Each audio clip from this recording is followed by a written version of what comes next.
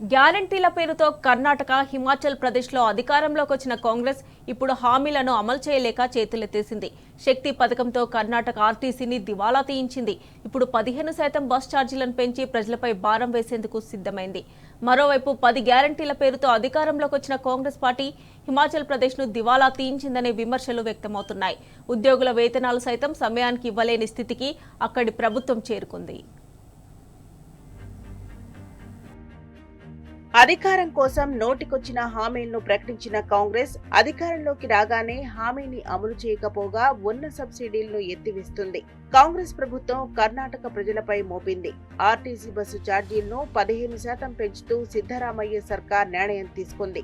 శక్తి పథకం పేరుతో అమలు చేస్తున్న ఉచిత బస్సు భారాన్ని తగ్గించుకునేందుకు ఈ నిర్ణయం తీసుకున్నదనే విమర్శలు వ్యక్తమవుతున్నాయి. ప్రభుత్వానికి చెందిన Karnataka state road transport corporation KSRTC, north west Karnataka road transport corporation KWKRTC, Kalyana Karnataka road transport corporation KKRTC, Bengaluru metropolitan transport corporation BMTCలో బస్సు టికెట్ల ఛార్జీలను పెంచుతున్నట్లు మంత్రి HK పాటిల్ ప్రకటించారు. నిర్వహణ ఖర్చులు, డీజిల్ ధరలు పెరగటం వల్లే ఛార్జీలు పెంచినట్లు ఆయన పేర్కొన్నారు.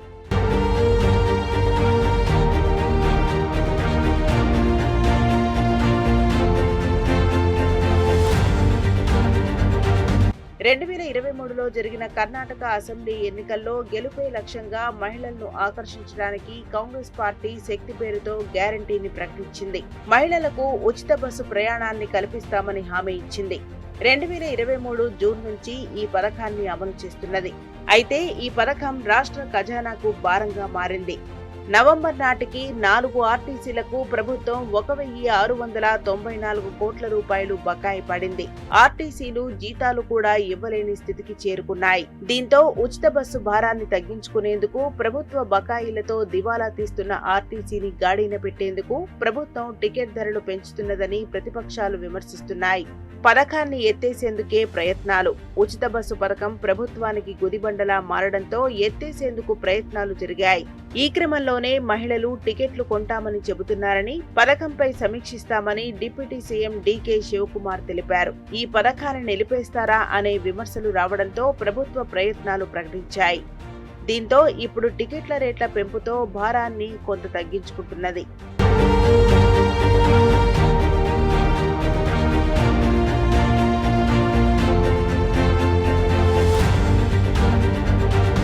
గ్యారంటీల పేరుతో హిమాచల్ ప్రదేశ్లో అధికారంలోకి వచ్చిన కాంగ్రెస్ పార్టీ ఇప్పుడు పథకాలు అమలు చేయలేక చేతులెత్తేస్తున్నది. ఎన్నికల్లో గెలిస్తే ఘటాఘట్ పథకాలు అమలు చేస్తామని చెప్పిన ఆ పార్టీ ఇప్పుడు పథకాల గుదిబండను మోయలేక కత్తెర్లు పెడుతున్నది. హిమాచల్ ప్రదేశ్లో 125 యూనిట్ల వరకు విద్యుత్ సబ్సిడీ ఇచ్చే పథకం అమలవుతున్నది.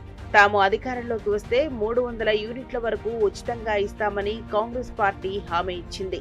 2022లో అధికారం చేపట్టిన ఆ పార్టీ ఇప్పటి వరకు ఈ పథకాన్ని అమలు చేయలేదు. పైగా ఇప్పుడు 125 యూనిట్లకు ఇస్తున్న సబ్సిడీని సైతం ఎత్తేసేందుకు ప్రయత్నాలు మొదలుపెట్టింది. సబ్సిడీ వదులుకోవాలంటూ వేడుకోలు సంపన్నులు, పన్ను చెల్లింపుదారుల పేరుతో సబ్సిడీలు తగ్గించేందుకు కాంగ్రెస్ ప్రభుత్వం ప్రయత్నిస్తున్నది. 300 యూనిట్ల వరకు ఉచిత విద్యుత్ హామీ ఇస్తామని చెప్పి ఇప్పుడున్న సబ్సిడీని ఎత్తేసేందుకు కాంగ్రెస్ సర్కార్ ఈ ఎత్తుగడ వేసిందని ప్రతిపక్ష BJP ఆరోపిస్తున్నది.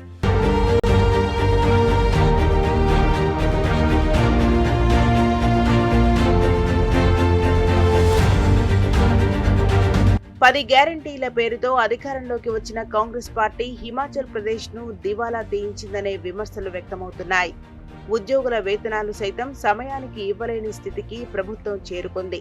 కేంద్రం నుంచి ప్రతి నెలా నిధులు ఇచ్చే వరకు వేతనాలు ఇవ్వలేమని చెప్పిన హిమాచల్ ముఖ్యమంత్రి సుఖ్వీందర్ సింగ్ సుఖు 1వ తేదీలోపే చెల్లించాల్సిన జీతాలను 5న, పింఛన్లు 10వ తేదీన చెల్లిస్తామని ప్రకటించడం రాష్ట్ర ఆర్థిక స్థితికి అద్దం పడుతున్నది.